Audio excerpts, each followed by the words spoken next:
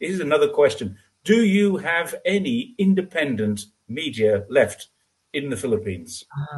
We do have some Right. very minor, not the mainstream. The Okay. mainstream media, to be honest and frank, are I would not categorize them as independent.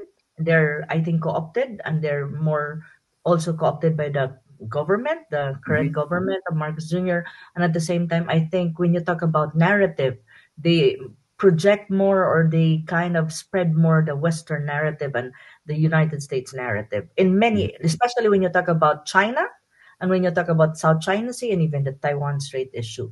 So, but we have alternative media and independent media, but these are not as strong, I think, in terms of readership or of coverage, and being, being out there and that people will have access to. So that is our challenge too. There's Right. also how do you call that, a struggle of trying to make it sure that the Filipino people are informed and the information they get is the right information, as against to misinformation and disinformation and fake news.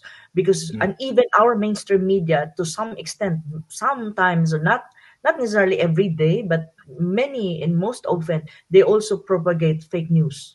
So that is Mm. a hard, that is a challenge on our side. So that's why people like me are we tend to be we need to be active in social media, and share our perspective in terms of writing, in terms of interview, and like this interview, I'll share it with my in all of my social media, because that is the only way that we can Mm. actually tell the Filipino people that, this is really what is happening. This is not true. This is what is happening. This is the reality. You need to wake up.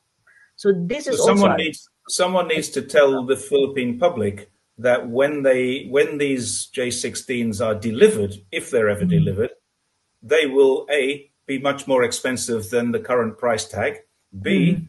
a toned down version of the J16 that the US military uses, and C, have a remote switch that they can be disabled. And you will Mm. need to get a 4 or 6 digit code from the US Defense Department in order to switch the thing on. Yes, that I agree with you.